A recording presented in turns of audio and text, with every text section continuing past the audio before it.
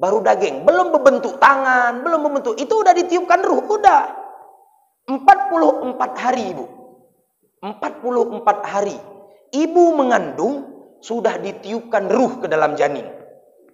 Datang Allah utus malaikat ruh, datang, disuruh tiup masuk. Begitu masuk, rupanya malaikat itu bukan cuma niup aja kerjanya, ditanya pula lagi, siap nggak engkau nanti di saat engkau dilahirkan ke dunia? Ada beberapa pertanyaan di situ. Salah satunya bahwa siap nggak engkau nanti kalau engkau masuk nanti, kalau engkau dilahirkan ke dunia nanti, engkau akan taat, akan menjauhi segala larangan Allah dan akan taat kepada perintah-perintah Allah. Siapkah engkau tentang itu? Nah, kata malaikat nih, rupanya ekspresi dari si ruh yang baru berbentuk daging tadi, dia ini ada yang diam aja ibu, ada juga yang ngangguk-ngangguk, yang ngangguk-ngangguk, dia yang mengangguk-ngangguk gini, ada yang mengisyarahkan saja diam, ada juga yang menjawab aku siap. Nah, rupanya ketiga-tiganya ini ada maknanya di dalam persepsi ulama-ulama. Kalau dia diam saja, tak ada ekspresi dia, baik isyarah kadang ada ataupun ngangguk-ngangguk aja, ini keluar dia maknanya dilahirkan belum keluar suaranya, tak sempat keluar suara udah meninggal dia. Ini yang pertama, tak sempat keluar udah meninggal. Ada yang ngangguk-ngangguk nanti ibu, yang ngangguk-ngangguk dia, siap kau untuk menerima perintah yang Allah perintahkan dan menjauhi segala larangan Allah? Siap katanya, diangguk-angguk, nggak dia jawab, diangguk-angguk begini. Nah, dia akan meninggal sebelum dia balik, sebelum umur wajib taklif hukum kepada dia. Maknanya sebelum wajib sholat, sebelum dia wajib puasa.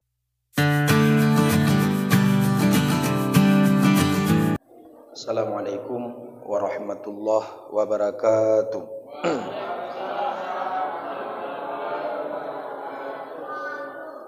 Alhamdulillahi rabbil alamin, wassalatu wassalamu ala asyrafil anbiya'i wal mursalin wa ala alihi wa sahbihi ajma'in, amma ba'du. Puji syukur kehadirat Allah Subhanahu wa taala atas limpahan rahmat, nikmat dan karunia-Nya. Pada malam ini kita dapat berkumpul pada tempat yang amat sangat mulia, yaitu di masjid.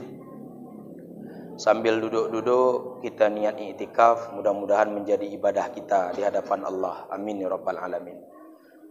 Tak lupa selawat berangkaikan salam teruntuk penghulu alam Nabi besar Muhammad sallallahu alaihi wasallam, kepada keluarga, sahabat, tabi'in, ulama mutaqaddimin, ulama mutaakhirin, dan ulama yang muktabar yang masih ada di permukaan bumi Allah, hingga jadi lampu penerang bagi kita umat di akhir zaman.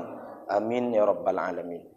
Hormat ta'zim saya kepada Bapak BKM yang selalu merutinkan kita untuk berdiskusi seputar ilmu, tentang ilmu tauhid, yaitu ma'rifah kepada Allah Subhanahu wa taala. Pula kepada jajaran-jajaran beliau, hormat ta'zim termulia, teristimewa kepada seluruh hadirin, hadirat, ibu-ibu, bapak-bapak yang hadir pada malam yang bertuah ini. Dan yang amat sangat saya banggakan, para adik-adik selalu asal saya ngisi di sini tak pernah kurang dari generasi-generasi penerus kita. Mudah-mudahan mereka akan menjadi generasi penerus yang diharapkan oleh agama, nusa dan bangsa nantinya. Amin ya rabbal alamin. Diskusi kita tentang sifat yang ketujuh, yaitu qudrah pada ilmu Allah ataupun pada sifat Allah. Bismillahirrahmanirrahim. Ma makna qudrati wa ma daliluhu wa ma daliluha. Maknaha ijaduhu ma yasha'u wa i'damuhu ma yasha' bihasbi iradati wa daliluha annahu law kana ajizan ma amkana ay yakhluqa ba'udatan. Qala ta'ala innallaha ala kulli syai'in qadir. Jadi bila ada yang bertanya, salah satu daripada sifat Allah yang wajib diketahui oleh setiap kita hamba-hambanya, yaitu seputar daripada wujud, qidam, baqa, mukhalafatuhu lil hawadisi, qiyamuhu binafsihi, wahdaniyah, qudrah. Kudrah adalah sifat Allah yang bagi kita wajib meyakininya dan bagi kita wajib untuk memahami sifat kudrah tersebut. Kalau kita tak paham tentang sifat kudrah, makna tak paham berarti tak tahu sama sekali tentang sifat-sifat Allah. Maka kembali kepada apa yang telah kita ceritakan yang udah lewat, bahwa kita tergolong kepada taklid. Taklid, ngikut-ngikut, tak tahu dia apa tentang permasalahan sifat-sifat yang ada pada hak Allah dan tak paham dia bagaimana menjabarkan sifat-sifat tersebut. Lalu kalau kita cuma ikut-ikut aja berarti tergolong kepada taklid. Nah, taklid bila Allah singgahkan kepada kita idrak yang cukup, makna idrak kemampuan berpikir yang cukup.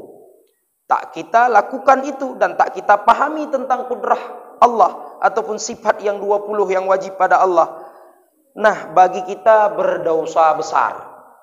Jadi dosa besarlah bagi hamba-hamba Allah yang mempunyai idrak kemampuan untuk berpikir, memahami tentang sifat Allah, tapi enggan dia untuk memahaminya dengan cara tidak mempelajarinya. Jadi bagi kita yang mempunyai idrak tersebut wajib hukumnya. Lalu bagi orang yang tak mempunyai idrak, maknanya lemah EQ pada memahami tentang sifat-sifat Allah, tak perlu dia uraikan. Minimal dia memahami pada posisi pada posisi ijmali saja. Ijmali dia tahu, dia hafal wujud, idam, baqa, mukhalafatul lil hawadis, qiyamu bin nafsi sampai 50 buah sifat, Bu.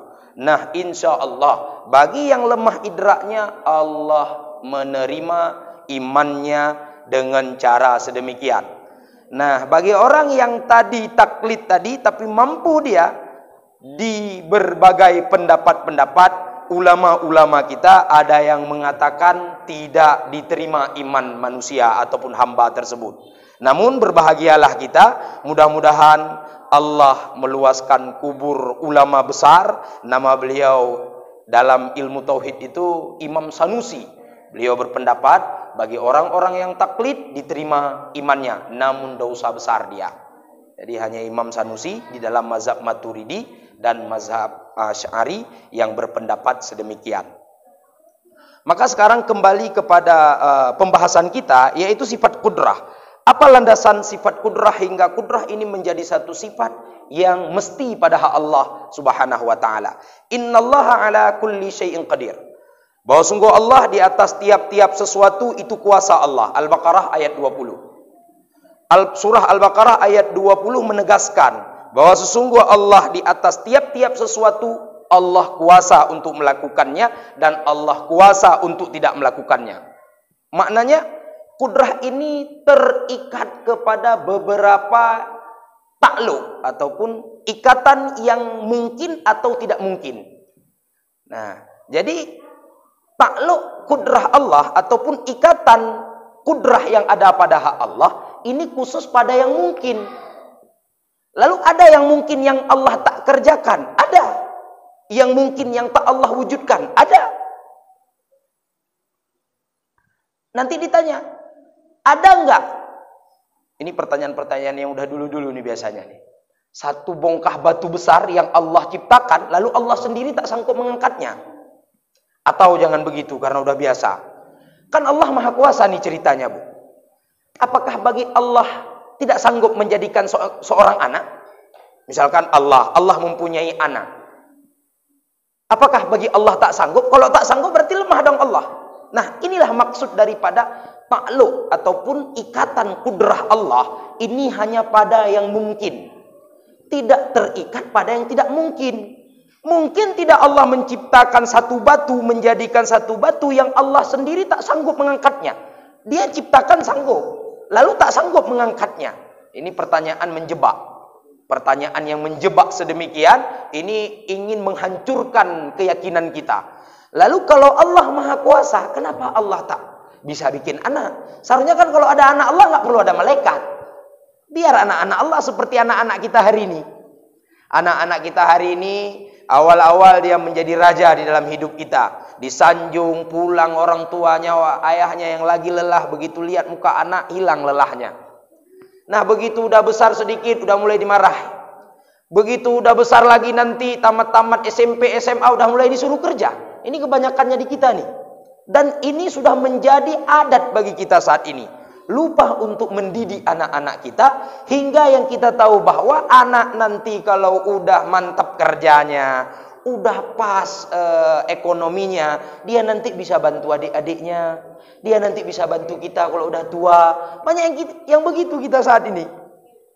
Kita mempersiapkan diri untuk hari tua, tapi kita jarang mempersiapkan diri untuk hari mati.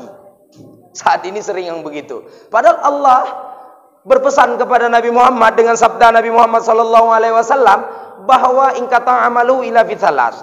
Kalau idza mata ibnu Adam, kalau meninggal dunia anak cucu Adam, maka akan terputus segala sesuatu yang berkaitan dengan anak Adam tersebut, yaitu kita. Mati saya besok, misalkan Bu, ini terputus semua kebaikan-kebaikan saya, kecuali hanya 3. Dan itu sebetulnya sama kita semua ada kemungkinan untuk mendidik anak kita menjadi anak yang soleh. Karena di situ udah Nabi jelaskan, salah satu daripada 3 tadi, anak yang soleh. Nah, anak yang soleh itu yang bagaimana? Anak yang soleh ya pasti harus memahami ilmu agama. Kalau tak paham dia ilmu agama, jangan harap dia soleh. Bisa saja solah dia nanti. Bukan saleh dia, jadi salah dia.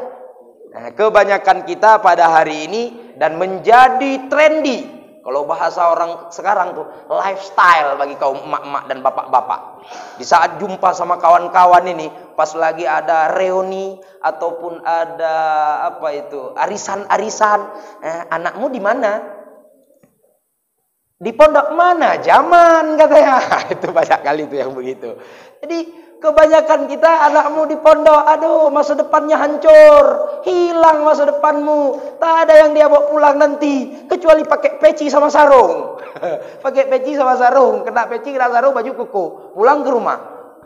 Jadi masa depan yang sesungguhnya ini yang mana yang selama ini yang kita kejar-kejar? Apakah masa depan yang kita hidup di bumi Allah hari ini? Apakah ini makna masa depan yang hakiki? Nah, jadi kita harus pahami dulu masa depan hakiki itu yang mana. Masa depan yang kita jalani ini bukan masa depan yang hakiki. Ini masa depan kita dalam perantauan ini. Dalam perantauan, habis belanja, paling lapar kita. Tak ada yang menyiksa. Tapi kalau nanti di masa depan hakiki kita masuk ke alam kubur, ada yang menyiksa, Bu. Ditanya nanti, apa yang telah engkau jadikan anakmu? Kau didik kemana dia? Kau jadikan apa dia? Maka jelaslah pada zaman kita ini, Bu, khususnya di kota tercinta kita ini. Begal di mana-mana, kriminal merajalela. Hari ini kriminal merajalela di kota kita ini. Kita mau keluar rumah dengan Honda sendiri, uang sendiri, tapi khawatir tidak hilang di dalam diri. Kenapa sedemikian? Karena krisis akhlak. Kenapa bisa krisis akhlak? Orang tua tak mengajarkan anak-anaknya. Orang tua tak mendidik mereka untuk memahami ilmu akhlak, ilmu budi pekerti. Tidak ditanamkan kepada mereka. Maka terjadilah hal-hal yang sedemikian. Norma-norma kebaikan hilang. Kejahatan menjadi trendy pada zaman sekarang.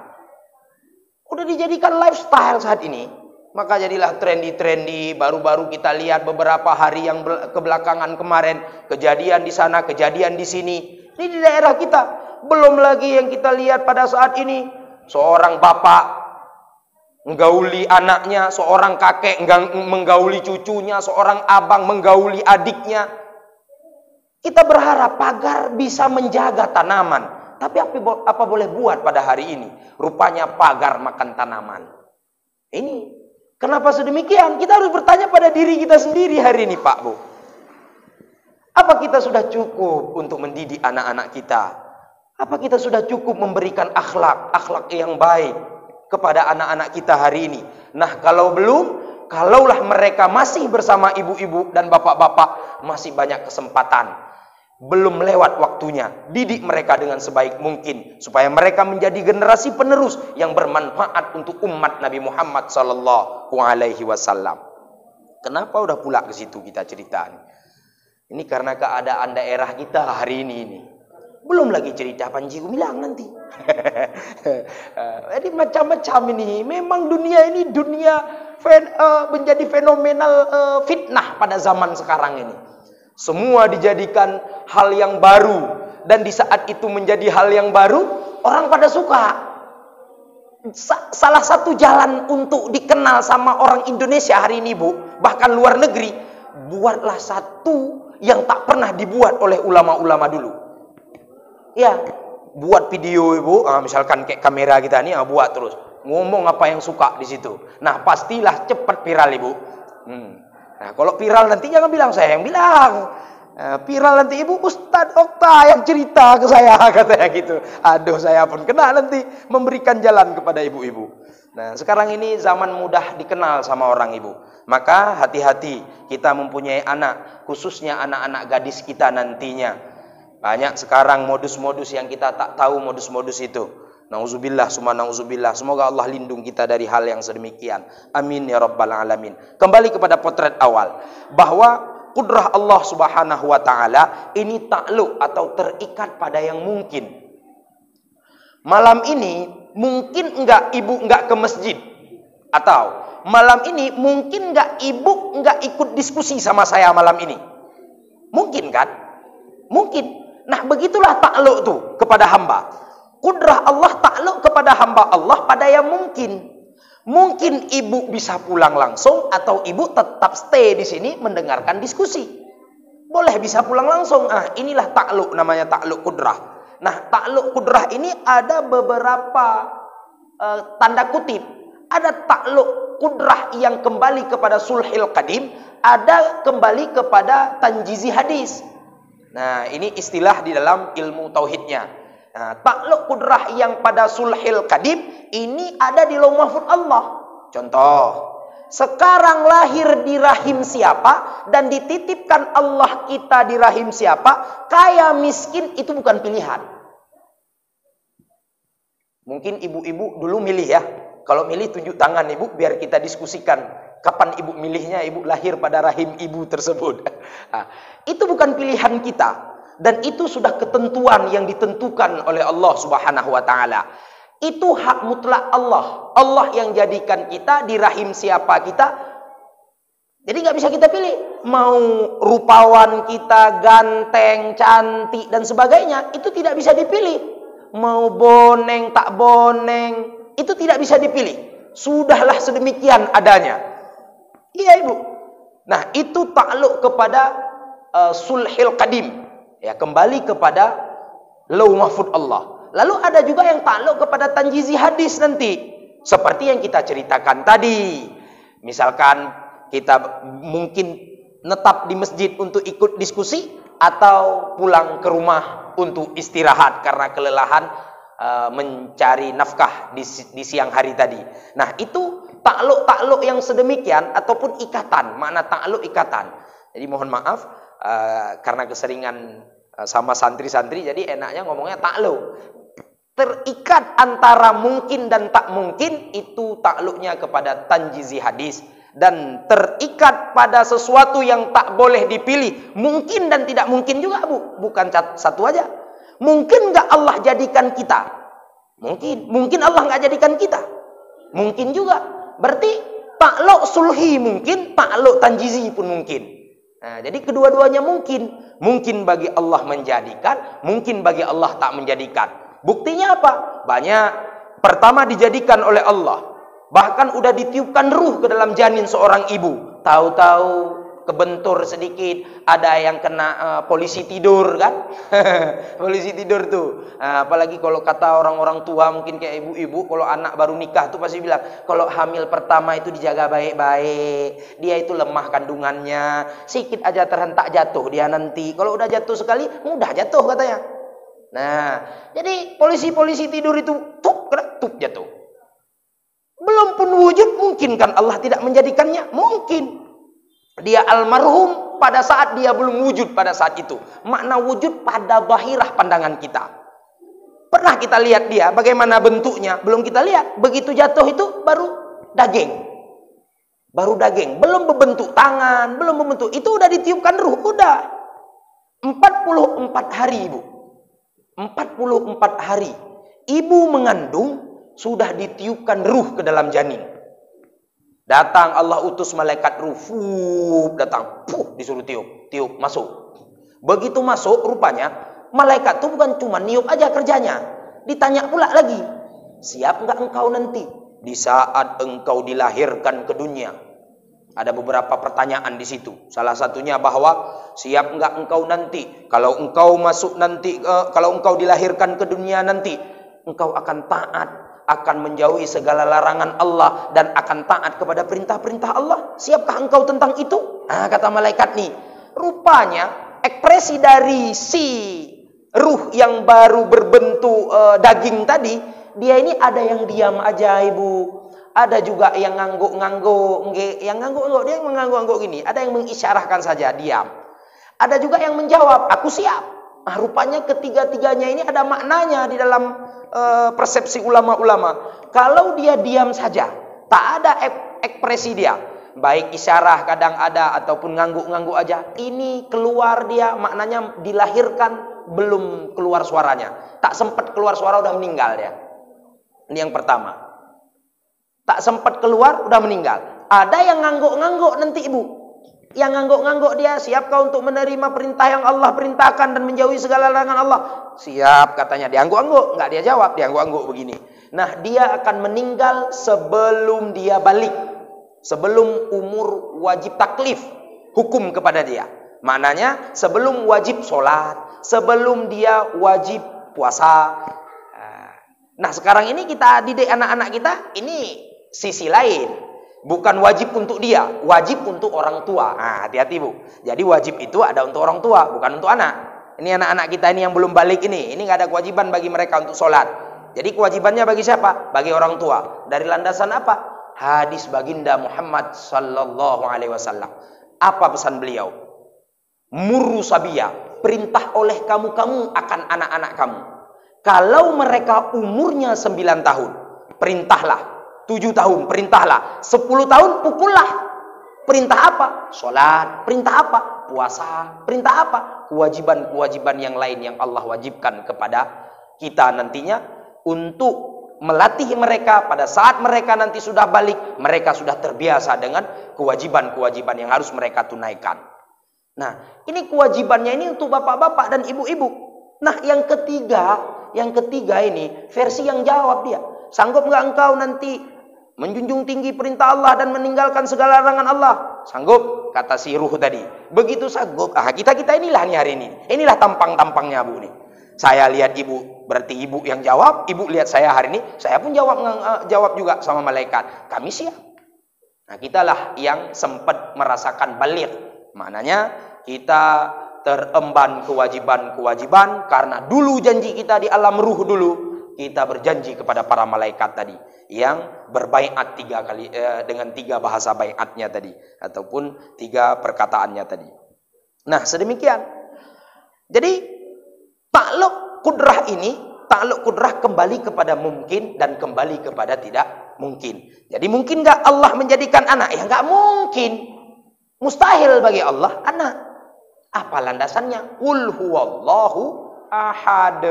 Allahu Samad, lam yalid walam yulad. Lam yalid walam yulad. Tidak beranak dan tidak diperanakkan. Pada saat tidak beranak dan tidak diperanakkan, berarti mustahil bagi Allah untuk mempunyai anak. Mungkin nggak Allah punya anak? Ya mustahil, nggak mungkin. Mustahil, kalau udah mustahil nggak mungkin. Berarti itu pertanyaan yang ditanya, andaikan ada yang bertanya, itu pertanyaan konyol. Atau bahasa orang-orang anak-anak muda sekarang, Bu, pertanyaan tolol kali pertanyaannya. Ya, pauk kali pertanyaannya katanya. Aku dengarnya dongkol, aku dengar kalau kayak gitu bertanya tuh. Nah, jadi ada yang model-model begitu bertanya, nggak usah dihiraukan. Ibarat kata, Bu, ibu lagi jalan nih, nanti pulang misalkan, nauzubillah, mudah-mudahan tidak, Allah lindungi ibu. Ibu lagi berjalan nih, rupanya ada orang dari belakang tepek di tempelengnya ibu sekali. Pas ibu noleh ke belakang, rupanya orang gila. Apa ibu lawan tuh? Ibu balas. Kalau ibu balas, siapa yang gila nih cerita nih? Siapa yang gila? Orang gila yang gila apa orang yang waras yang gila mengukur orang gila? Orang gila mengukur orang waras wajar. Dia tak tahu, dia kayak binatang, tak ada warasnya sama dia. Karena kita emosi yang udah diketepak kita sekali, kita tumbuk dia, berarti yang gila bukan dia, Bu. Kita yang gila. Berarti lebih gila orang waras pada zaman ini ketimbang orang yang tak waras. Lebih gila orang waras rupanya daripada orang yang tak gila. Nah, maka sedemikian tentang ini tadi. Nah, jadi oleh karenanya kudrah Allah takluk kepada yang mungkin, yang tidak mungkin bersih, mustahil Allah bertakluk kepada yang tidak mungkin. Seperti contoh yang kita contohkan tadi. Nah, sedemikian. Terus selanjutnya, karena itu kudrah tadi. Kudrah berarti mengadakan, menguasakan pada sesuatu. Wujudnya nanti di mana? Wujudnya itu kembali ke sifat yang ke-8, yaitu sifat iradah Allah Subhanahu wa taala. Ma makna iradah wa ma daliluha? Apa makna iradah dan apa dalil iradah pada Allah? Maknaha bahwa sesungguh iradah kepada Allah Subhanahu wa taala di dalam ayat Allah di surah Al-Qasas ayat 68, wa rabbuka yakhluqu ma yasha wa yakhtaru. Tuhan engkau yang mencipta, ianya Tuhan akan apa-apa yang dikehendakinya, dan memilih ianya Tuhan akan apa-apa yang diingininya. Jadi Allah menciptakan sesuatu apa yang diingininya dari jalan kudrah tadi, Bu. Kudrah berarti satu bentuk perencanaan. Sedangkan iradah pembuktian. Jadi kita ini terjadi karena adanya kudrah dan iradah. Dari dasar kudrah tadi, maka terjadilah iradah. Iradah itu, nah inilah saat ini yang kita rasakan ini. Nah, ini iradah yang kita rasakan pada malam ini. Dan ini kembali kepada juga takluk yang sama seperti takluk kudrah. Mungkin atau tidak mungkin, dan takluknya kepada tanjizi sebagian pendapat ulama, dan ada kepada sulhil kadim pula. Jadi maknanya apa? Takdiru syai'in qabla ijadihi. Merancang sesuatu sebelum menjadikan sesuatu tersebut. Sebelum menjadikan, inilah iradah ini yang merancang, melestarikan ataupun mewujudkan, mengadakan dia. Sedang kudrah tadi kuasa pada menjadikan.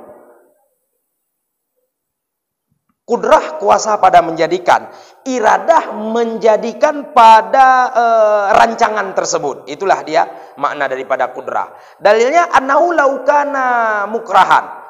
Kalaulah bahwa Allah Subhanahu wa taala pada saat menciptakan sesuatu dalam keadaan terpaksa, niscaya sungguh adalah Allah itu lemah. Ada enggak Allah menciptakan sesuatu dalam keadaan terpaksa? Mengiradahkan sesuatu dalam keadaan terpaksa? Tak ada. Kalau ada, mustahil pada hak Allah sedemikian. Berarti ada kita pada hari ini di atas bukan keterpaksaan yang Allah jadikan kita. Maka oleh karenanya, seburuk-buruk apapun masa lalu kita, kalau kita kembali kepada Allah dan kita mau bertobat kepada Allah, bagaimanapun bejatnya kita dahulu, insya Allah Allah terima.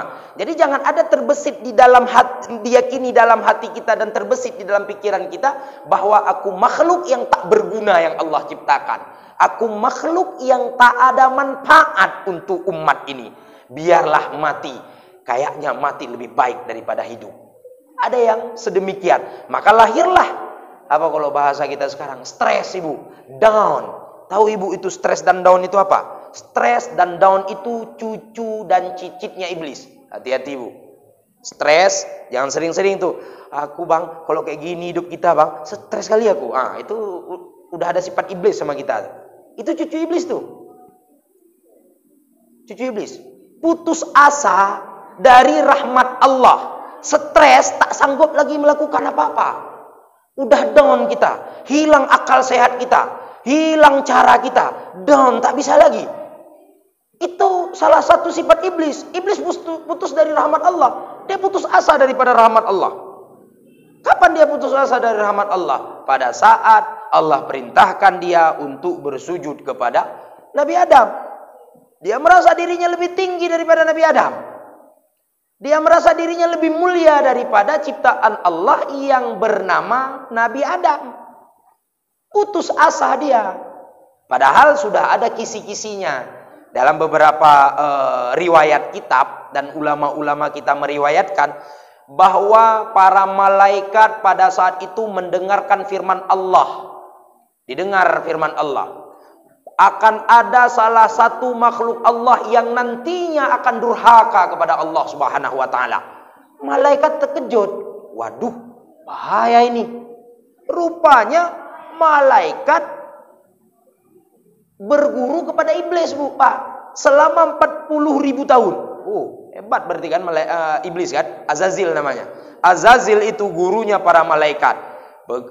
Para malaikat berguru dengan Azazil 80.000 tahun, 40.000 tahun. Beserta Azazil ataupun iblis itu ahli abid. Ahli abid itu ahli ibadah. Tapi bisa kufur kepada Allah. Rupanya karena malaikat pada takut, malaikat datang ke iblis, datang ke gurunya. Guru, kami dengar bahwa Allah berfirman nanti akan ada makhluk Allah yang Allah ciptakan durhaka kepada Allah Subhanahu wa taala. Doakan kami. Diminta sama malaikat kepada iblis. Didoakan sama iblis. Baik hati dia, Pak. Bu, baik hati dia. Didoakan. Tapi dia tak baik hati untuk diri dia sendiri. Nah, dia mendoakan malaikat, dia tak berdoa untuk dirinya sendiri. Nah, inilah kebiasaan kita, Bu. Sering mendoakan anak. Untuk diri kita sendiri tak kita doakan. Saking sayangnya kepada anak. Kasih sayang orang tua kepada anak itu sepanjang kalau bahasa ini kali apa itu ya? Tali air itu tali air. Jadi tak putus-putus dia, Pak. Nah, tapi kasih sayang anak kepada orang tuanya sepanjang galah putus dia. Sepanjang galah cuma. Nah, jadi begitulah kasih sayang kita kepada anak-anak kita. Dan jangan lupa, Bu, sayang boleh, dilebihkan boleh, tapi jangan lupa kita harus mempersiapkan diri kita juga dengan modal-modal kita sendiri untuk menghadap Allah Subhanahu wa taala nantinya. Nah, ini kebanyakan yang terjadi pada kita hari ini. Bahkan ada sebahagian kita, Bu, mohon maaf, untuk anak dari kecil dirajai, waktu sekolah diayomi, begitu kuliah dikasih uang begitu dia perlu, begitu mau kerja disogoi lagi. Nah, itu kebanyakan kita hari ini. Udah kita didik dia, Bu. SD 6 tahun ya, Pak, di sini ya. 6 tahun ya. Oh, sama kayak kami sana pun 6 tahun. Sama 6 tahun rupanya SD itu. Nah, terus SMP 3 tahun, tambah SMA pun 3 tahun. Udah berapa tahun kita didik orang nih? 12, Bu. Kuliah S1 dia minimal. S1 4 tahun, 12 tambah 4. 16. Begitu keluar dia dapat S1, Bu. Bukan S-teler, Bu, S1. Begitu dapat S1, mau lamar kerja, nyogok lagi kita, keluar lagi duit. Nah, ini bukan permasalahan keluar duit yang sebetulnya, tapi hukum. Hukum di dalam agama, sogok menyogok itu bahagian daripada hukum haram. Rasi wal murtasi finnar. Si sogok dan yang si penerima sogok sama-sama isi neraka. Hati-hati, Bu. Ibu memperjuangkan masa depan dia, masa depan ibu pertaruhkan di hadapan Allah. Mau ibu masuk neraka gara-gara pekerjaan anak? Sedangkan Allah telah berjanji di dalam Al-Quran. Allah berjanji di dalam Al-Quran ada 7 buah ayat kalau saya tak salah, Bu. Tentang rezeki. Jadi ngapain kita hari ini khawatir tentang rezeki? Tak perlu khawatir untuk rezeki itu. Allah udah tentukan. Allah udah tetapkan bagi hamba-hambanya. Jangankan kita yang punya pikiran, jangankan kita yang punya langkah kaki, yang mempunyai segalanya, fi ahsani takwim, sebagus-bagus bentuk Allah ciptakan kita. Cacing aja bisa makan. Semut aja bisa makan. Kucing aja bisa makan. Kenapa kita pula lebih rendah daripada binatang hari ini? Segala cara kita halalkan, yang penting anak menjadi orang sukses.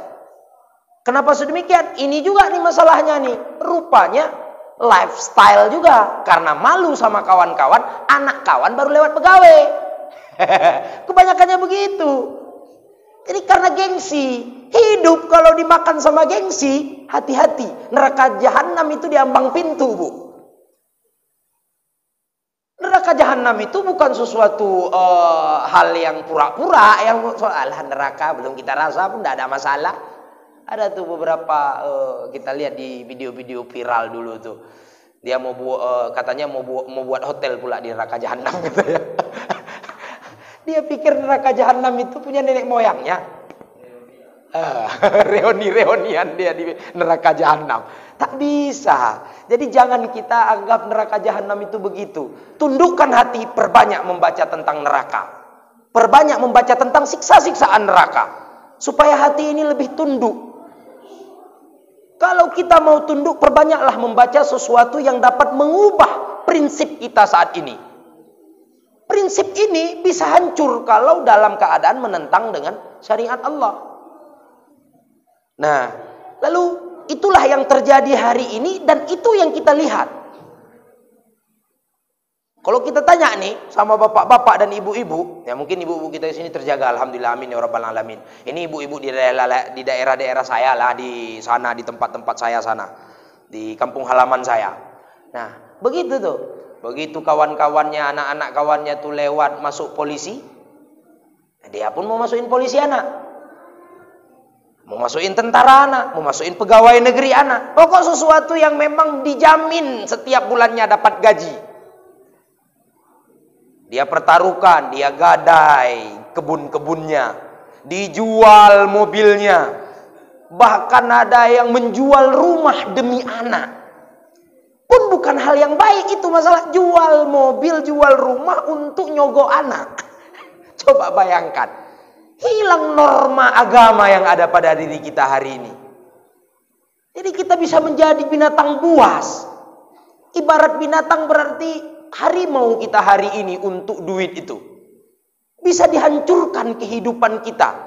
Bisa dihancurkan penghambaan kita kepada Allah. Padahal Allah telah berfirman dalam surah Al-Zukhruf. Ya, dalam surah Al-Zukhruf kalau saya tak salah tuh. Nanti coba dilihat lagi. Allah menciptakan kita, jin, manusia itu untuk menyembah Allah. Untuk menyembah Allah. Lalu apa yang kita cari hari ini? Sudahkah kita menjadi hamba Allah yang sesungguhnya, yang diharapkan oleh Allah?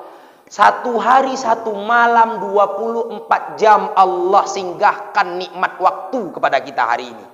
Nikmat sehat napas yang sanggup kita hembus, kita tarik, kita hembus, kita tarik. Itu diberikan oleh Allah cuma-cuma, tidak diminta sedikit pun. Sudahkah kita menghambakan diri kepada Allah dengan sebenar-benar menghambakan diri? Padahal hakikat hidup ini hanya menjadi hamba yang sempurna dengan cara beribadah kepada Allah. Karena pesan Allah tadi di dalam Al-Quran, firman beliau, firman Allah bahwa tidak kuciptakan jin dan manusia, wa ma khalaqatul jinna wal ins illa liya'budun, kecuali hanya untuk menyembah Allah. 24 jam, berapa jam udah untuk ibadah kita hari ini? Sholat sehari semalam 5 waktu. Kita kalikan. Sekali sholat paling 5 menit, Pak. Ditambah wirid 10 menit. 10 menit. Tambah wudu-wudu 15 menit. Satu kali sholat 15 menit. 15 menit dikalikan 5 waktu. Berapa menit kira-kira? 5 kali 15. 75 menit. Dari 24 jam Allah titipkan nikmat hari ini cuman 75 menit yang fokus kita berikan kepada Allah. Sudahkah kita dianggap hamba Allah? Sudahkah cukup kita itu sebagai modal kita menghadap Allah? Kalau belum cukup jangan tambah lagi masalah. Jangan nambah lagi masalah gara-gara anak, gara-gara lifestyle, gara-gara gengsi. Buang jauh-jauh itu semua. Udah cukup. Biarlah orang yang trendy. Tak perlu kita ikut ngetren seperti orang lain. Orang lain hidup ngetren, kita hidup juga walau tak ngetren. Selain ikut lifestyle, kita pun hidup juga seperti orang lain yang nggak ikut seperti kita nggak ikut lifestyle. Hidup juga sama seperti mereka. Mereka makan, kita makan. Mereka makan nasi, kita nggak ikut lifestyle. Kita kan makan nasi juga. Begitulah hari ini yang andai kata mau kita pikirkan, insya Allah disitulah menjadi peredup, peredam di dalam buasnya keinginan kita pada hari ini. Hati-hati, hawa nafsu kita ibarat binatang yang paling buas di muka bumi. Tak pernah makan selama sebulan. Begitulah nafsu ini, Bu. Pak, hati-hati. Saat kita lihat tetangga rumah udah beli Honda NMAX baru dia rupanya ya. Mulailah kita. Pak, kita kapan Pak? Kita kapan Pak? Ini nih. Hati-hati. Itu lifestyle, Ibu. Cukup hanya motor butut, yang penting bisa jalan. NMAX jalan, motor butut pun jalan, sama-sama jalan ya. Cuman beda nak nyaman tak nyamannya. Itu aja yang dapat beda. Orang sampai ke kota Medan, kita sama motor butut pun sampainya ke kota Medan. Ngapain pula kita harus ikuti lifestyle itu? Hingga nanti di saat karena memang sudah tertekan suami, tertekan, Bu. Ini biasanya suami tertekan kan? Suami tertekan. Di saat tertekan suami, segala cara akan dihalalkan. Kok nggak sanggup dengar aku? Orang rumah merepet aja kerjanya. Kita kapan Pak? Itu, kau lihat tuh di depan rumah kita tuh, waktu gini dia tuh gelangnya tuh. Ada yang model-model begitu. Kita nggak ada di sini, Bu. Kita terjaga oleh itu semua. Nah, sekian diskusi kita pada malam ini. Mudah-mudahan apa yang tersampaikan bermanfaat khususnya untuk diri saya sendiri dan umumnya kepada seluruh ibu-ibu dan bapak-bapak yang hadir. Ada yang mau diskusi kadang? Wallahu a'lam bishawab wa ilahil marji wal ma'ab.